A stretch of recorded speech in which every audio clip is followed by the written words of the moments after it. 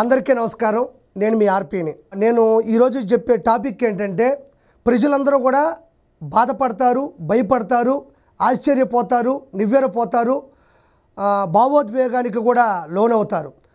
అదేంటంటే, రీసెంట్గా చంద్రబాబు నాయుడు గారు కూటమి సమావేశంలో తిరుమల తిరుపతి కొండ మీద శ్రీ వెంకటేశునికి ద్వారా ఇచ్చేటువంటి ఏదైతే లడ్డూ ప్రసాదం ఉందో అందులో జంతువుల యొక్క కొవ్వుకు సంబంధించినటువంటి నూనె కలుపుతున్నారు, ఆల్రెడీ కలిపారు, అతిపెద్ద మాఫియా కూడా పైన జరిగింది అని ఆయన చెప్పడం జరిగింది చంద్రబాబు నాయుడు గారు. అంటే ఏదో సరదాగా చెప్పిన మాట కాదు ఇది, ఏదో జోక్ చేసిన మాట కాదు ఇది, ఏదో ఊరికే అంటే జగన్మోహన్ రెడ్డి మీద బురద చల్లే ప్రయత్నం కూడా కాదు ఇది. ఆధారాలు ఉన్నాయి, వాటికి ఆరోపణలకి నిరూపణలు కూడా ఉన్నాయి. కాబట్టే ఒక తెలుగుదేశం పార్టీ జాతీయ అధ్యక్షుడు 164 సీట్లతో కూటమి నుంచి సీఎంగా అయినటువంటి వ్యక్తి, ఆంధ్రప్రదేశ్ శక్తి అయినటువంటి చంద్రబాబు నాయుడు గారు ఈ విషయాన్ని తెర మీదకి తీసుకొని వచ్చారు. ఏదైతే లడ్డూ ప్రసాదం ఉందో ఆ లడ్డూ ప్రసాదంలో జంతువుల కొవ్వు నుంచి తీసిన నూనెని వాడుతున్నారు అని చెప్పారు. ఇది ఆంధ్రప్రదేశ్ మొత్తం ఈరోజు ఆశ్చర్యపోతున్నారు, కోపానికి కూడా లోనవుతున్నారు. అర్థం కావట్లేదు ఎవరికి కూడా. అంటే గడిచిన ఇన్ని సంవత్సరాల్లో చాలామంది చీఫ్ మినిస్టర్లు కూడా ఆంధ్రప్రదేశ్ని పరిపాలించారు, కానీ ఈ విధంగా ఎవరూ చేయలేదు. అంటే 5 సంవత్సరాల కాలంలో ఒక జంతువుల కొవ్వు నుంచి ఒక నూనెని తీసుకొచ్చే లడ్డు చేస్తున్నారని జూలై 17వ తారీఖు టీటీడీలో పనిచేసే అధికారులు, అంటే 5 కంపెనీలు నెయ్యిని ఈ లడ్డూ ప్రసాదానికి పంపిస్తారన్నమాట. అందులో ఒక కంపెనీ నుంచి వచ్చేటువంటి నెయ్యి మీద టీడీపీ అధికారులు కూడా కొంచెం సందేహాన్ని వ్యక్తపరిచి దాన్ని టెస్ట్కు పంపిస్తే అది నెయ్యి కాదు, ఏదో కల్తీ జరిగిందని కూడా వాళ్ళు నివేదిక ఇవ్వడం జరిగింది. ఆ తర్వాత కాలంలో దాని మీద పరీక్షలు జరిపితే 100% అది నెయ్యి కాకపోగా, ఇంకేదో కల్తీ ఆయిల్ కాకపోగా జంతువుల కొవ్వు నుంచి తీసినటువంటి నూనె అని నిర్ధారించడం జరిగింది. అది తీరా చంద్రబాబు గారి దగ్గరకు రావడం, కూటమి సమావేశంలో చెప్పడం, ఈరోజు ఆంధ్రప్రదేశ్ కాదు ప్రపంచ నలుదిక్కులా ఉన్నటువంటి శ్రీ వెంకటేశుని, కలియుగ దైవం శ్రీ వెంకటేశుని భక్తులందరూ కూడా నివ్వెరపోతున్నారు. ఈ నిజాన్ని తెలుసుకుని కన్నీళ్లు పెట్టుకుంటున్నారు.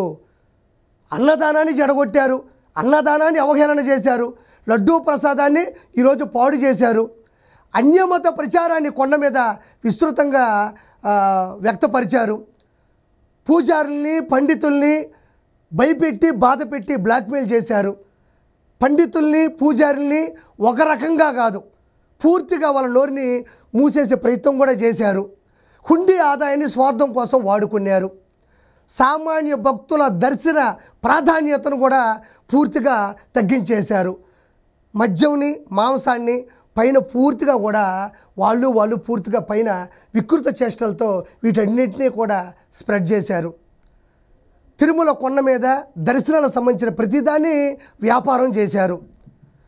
తిరుగులేని శక్తి ఉన్న తిరుమల కొండ మీద రౌడీ రాజకీయాన్ని ప్రవేశపెట్టారు వైఎస్ఆర్సీపీ గవర్నమెంట్. ఇవన్నీ కాకుండా ఏదైతే మెట్ల మీద నడుచుకుంటూ వెళ్తారో సామాన్య భక్తులకి పులి భయాన్ని పెట్టి జనాల యొక్క సంఖ్యను తగ్గించారు. పరకామణి ఏదైతే ఉందో మనం చూస్తూ ఉండగా లెక్కబెట్టే హుండీ డబ్బుల పరకామణిని కూడా పూర్తిగా నాశనం చేశారు. పైన వ్యాపారాత్మకమైనటువంటి హోటల్స్, అంటే అది తిరుమల కొండ లేకపోతే మన చుట్టుపక్కల ఉండే కొండ, అంటే భక్తికి సంబంధించినటువంటి కొండగా కాకుండా మామూలు కొండ, ఏదో ఒక టూరిస్ట్ ప్లేస్లా తయారు చేసి పైన విపరీతమైన రియల్ ఎస్టేట్ కావచ్చు, రౌడీజం కావచ్చు, దందాలు కావచ్చు, వాటర్ బాటిల్ కానించి టిఫిన్లు కానించి ప్రతి ఒక్క విషయంలో కూడా వైఎస్ఆర్సీపీ గవర్నమెంట్ వాళ్ళ సొంత మనుషుల్ని టెండర్లు వేసి మరి బామర్దులు కావచ్చు, బావలు కావచ్చు, అందరినీ కూడా ఒక చోటుకి చేసి తిరుమల కొండ వెంకటేశ్వర స్వామి యొక్క సన్నిధిని పూర్తిగా నాశనం చేసి దొంగలు అన్నీ పంచుకుంటూ తిరుమల కొండను కూడా నాశనం చేసే ప్రయత్నం చేశారు. ఇది నేను చాలాసార్లు ప్రభుత్వం అధికారంలోకి రాకముందే మొదటిసారిగా మాట్లాడిన వ్యక్తిని. తిరుమల కొండని జగన్మోహన్ రెడ్డి కావాలనే నాశనం చేస్తున్నాడు. అందులో భాగంగా వైవి సుబ్బారెడ్డి, బొమ్మన కరుణాకర్ రెడ్డి, ఈవో ధర్మారెడ్డి ఈ ముగ్గురు రెడ్డిలు కలిసి తిరుమల నాశనం చేస్తే ఇందులో కలిసింది ఇంకొక వ్యక్తి కూడా ఉన్నారు, రోజారెడ్డి.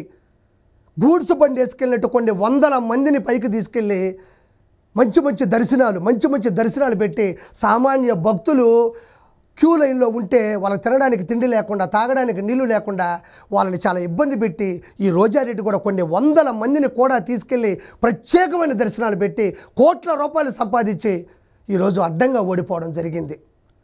నేను మాట్లాడేది ఇప్పుడు చెప్పింది అక్షర సత్యాలు తిరుమల కొండ మీద. ఇవన్నీ ఒక ఎత్తు అయితే అసలు నీచమైన పని, ఎప్పటికీ వినకూడని మాట, జంతువుల కొవ్వు నుంచి తీసిన నూనె. ఎంత బాధాకరమైన విషయం. ప్రపంచం నలుదిక్కుల నుంచి కలియుగ ప్రత్యక్ష దైవం ఆ వెంకటేశ్వరుని సన్నిధిలో భజనలు చేయాలని భక్తులు విపరీతంగా వస్తారు. కాలి నడకన మెట్ల మీద పైకి వచ్చి ఆ క్యూ లైన్లో ఉండి కంపార్ట్మెంట్లో కూర్చొని గంటలకు తరబడి అక్కడ ఉండి అక్కడి నుంచి వెళ్ళి లోపల దర్శనం చేసుకుని వచ్చేటప్పుడు లడ్డూ ప్రసాదం తీసుకోకుండా ఎవరూ ఇంటికి వెళ్ళరు. ఆ లడ్డూ ప్రసాదాన్ని ప్రపంచంలో ఏ ఆస్తితో కూడా కొనలేనంత విధంగా అంత వాల్యుబుల్ అది. దాన్ని దక్కించుకోవడం అంటే ప్రపంచంలో ఒక గొప్ప విజయంగా, ఒక గొప్ప లక్ష్యంగా చివరగా ఆ లడ్డుల్ని ఆ క్యూలో నిలబడి అవి అలా తీసుకొని కవర్లో పెట్టుకొని అందరూ కళ్ళు మూసుకొని ఆ దైవ చింతనతో ఓం నమో వెంకటేశాయ అనుకుంటూ అలా నోట్లు వేసుకొని ఆ భక్తి పారవస్యంతో కూడా ఉండి దాన్ని అలా పట్టుకొని ఇంటికి తీసుకెళ్ళి కొబ్బరికాయ కొట్టి ఆ లడ్డూ ప్రసాదాన్ని కనబడ్డ వాళ్ళందరికీ కూడా పంచి పెడతారు. అంత వాల్యుబుల్ అయింది, అంత పవిత్రమైంది, అంత పవిత్ర అంశంగా భావించే తిరుమల లడ్డూ ప్రసాదంలో ఈరోజు జంతువుల కొవ్వు నూనెను కలిపారంటే జగన్మోహన్ రెడ్డి ఇంకెంత నీచుడు, ఎంత అధర్మకర్త. ఎవరైనా ఇలాంటి పనులు చేస్తారా? ఇలాంటి పనులు చేయబట్టే కదా మనకి 175 సీట్లు ఎగిసి తంతే ఏడుకొండల వాడు 11 సీట్లకు వచ్చి కింద పడి ఈరోజు అటర్ ఫ్లాప్ డిజాస్టర్ అవ్వడం జరిగింది. ఒళ్ళు గగురుపాటు పడుతుంది. ఇంతవరకు కొన్ని లక్షల మంది, కోట్ల మంది ప్రపంచంలోని నలుదిక్కుల నుంచి కుల మతాలకు అతీతంగా, భాషలకు అతీతంగా పైకి వచ్చి తిన్న లడ్డూ ప్రసాదంలో ఎప్పటి వరకు జంతువుల కొవ్వు నూనె కలిపారు అంటే ఈ జగన్మోహన్ రెడ్డికి ఎంత కొవ్వు పట్టింది. ఎంత బాధాకరమైన విషయం, ఎంత భయానక విషయం ఇది, ఎంత విషాదం ఇది. ఎవరైనా కడుపుకు కూడు తిన్నోడు, ఒక మనిషిగా పుట్టినవాడు ఎవరైనా తెలుగు 2 రాష్ట్రాల్లో మొదటి నుంచి ఇప్పటి వరకు ఇంతమంది సీఎంలు ఉన్నారు, ఏ ఒక్కరైనా నీచమైన పనికి ఒడికట్టుంటారని నేను జగన్మోహన్ రెడ్డిని ఈరోజు సూటిగా ప్రశ్నిస్తుండా. ఈరోజు వైవి సుబ్బారెడ్డి, బొమ్మన కరుణాకర్ రెడ్డి చంద్రబాబు నాయుడు గారు కూటమి సమావేశంలో జంతువుల కొవ్వుతో వచ్చిన నూనెతో లడ్డూ ప్రసాదం చేశారనగానే వైవి సుబ్బారెడ్డి, బొమ్మన కరుణాకర్ రెడ్డి ప్రస్తుతం గబగబ కల్పించి ఇక్కడ కూర్చోబెట్టేసి మేము వెంకటేశ్వర స్వామి మీద ఒట్టేస్తాం, మేము ఏ తప్పు చేయలేదు, నా భార్యల మీద ఒట్టేస్తాం. ఎందుకంత ఆవేశం, ఎందుకంత గొల, ఎందుకంత జల? నువ్వేదైనా తప్పు చేసావు అంటే ఒక నివేదిక ఉంటుంది, దాని మీద ఒక పరీక్ష ఉంటుంది, ఆ అలిగేషన్స్ సంబంధించినటువంటి ఒక విచారణ ఉంటుంది. ఆ లడ్డూ ప్రసాదంలో ఏం వాడారు, వాళ్ళు ఏం పంపించారు అనేది కూడా కూలంకుషంగా దాన్ని పరిశీలిస్తారు. వెంకటేశ్వర స్వామి మీద ఒట్టేస్తాం అంటే వెంకటేశ్వర స్వామి మీద ఒట్టేస్తే అంటే ధైర్యం చేసి వెంకటేశ్వర స్వామి మీద ఒట్టేసేస్తే వెంటనే మీరు చేసిన తప్పు కదా జనాలు అనుకుంటారా? ఇట్లా చేసే కదా వెంకటేశ్వర స్వామిని మిమ్మల్ని ఎగిస్తాడు వైఎస్ఆర్సీపీ పార్టీని ఎగిసి ఈరోజు వైఎస్ఆర్సీపీ పార్టీ వెంకటేశ్వర తనడం వల్లే కదా మీరు రోజు ఆశించిన సీట్లు రాలేదు, జనాలకి వ్యతిరేకతకి మీరు ఈరోజు బాధ్యులైనారు. ఈరోజు ప్రతిపక్ష హోదా లేదు, ప్రతిపక్షంగా నాయకుడే లేడు, అసెంబ్లీకి రాడు. ఈరోజు మీరు చేసిన పాపాలు ఏదైతే ఉన్నాయో నీళ్ల మీద శవాలు ఎలా తేల్తాయో అలా తేలుతున్నాయి మీ పాపాలు. ఈరోజు దేవుని ప్రసాదం లడ్డూ ప్రసాదంలో మీరు చేసిన ఈ తప్పు చంద్రబాబు నాయుడు గారు ఒక జాతీయ రాష్ట్ర టీడీపీ అధ్యక్షుడు అధికార పార్టీలో ఉండి ఒక స్టేట్మెంట్ ఇచ్చాడు అంటే అది నిజం. అతి తక్కువ సమయంలో దీనికి సంబంధించినటువంటి ఈ ఆరోపణలకు సంబంధించినటువంటి నిరూపణలు ఆధారాలతో సహా మిమ్మల్ని అందరినీ కూడా అరెస్ట్ చేయబోతూ ఉన్నారు. గవర్నమెంటు మిమ్మల్ని అరెస్ట్ చేయబోతూ ఉంది. కాబట్టి మేము వెంకటేశ్వర మీద ఒట్టేసేస్తాం, లేకపోతే మన లోకల్లో ఉండే దేవతల మీద ఒట్టేసేస్తామంటే అవ్వదు.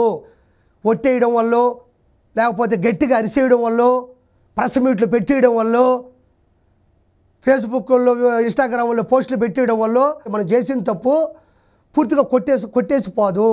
100% గవర్నమెంట్ నుంచి దాని మీద ఒక విచారణ చేపడతారు, అందులో మీరు దొరకతారు.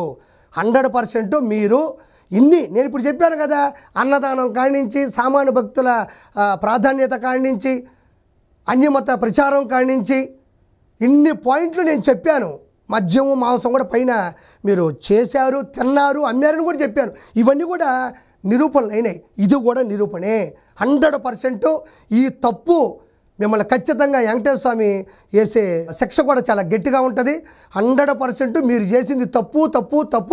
ప్రతి ఒక్కరూ కూడా దీని మీద వ్యతిరేకత చూపాలని, ప్రతి ఒక్కరూ కూడా దీని మీద 100% ఆలోచించాలని మనస్ఫూర్తిగా ప్రతి ఒక్కరిని కోరుకుంటున్నాను. వైఎస్ఆర్సీపీ గవర్నమెంట్లో తిరుమల మీద చేసినటువంటి దాష్టికాల్లో ఇది అతి పెద్దది. మనం చాలా పవిత్రంగా భావించే లడ్డూ ప్రసాదంలో జంతువుల కొవ్వు నుంచి వచ్చిన నూనెని కలిపారు. గుర్తుపెట్టుకో జగన్మోహన్ రెడ్డి, నువ్వు జీవితంలో ఎప్పటికీ కూడా మరోసారి చీఫ్ మినిస్టర్ కాలేవు. నేను చెప్తున్నా, గుర్తుపెట్టుకో. నువ్వు ఎప్పటికీ జీవితంలో చీఫ్ మినిస్టర్ కాదు కదా, నువ్వు ఎప్పటికీ మనిషివి కూడా కాలేవు. ఖచ్చితంగా నువ్వు జైలుకి వెళ్తావు. ఇందులో ఉన్న ప్రతి ఒక్కరూ జైలుకి వెళ్తారు. గుర్తుపెట్టుకో జగన్మోహన్ రెడ్డి.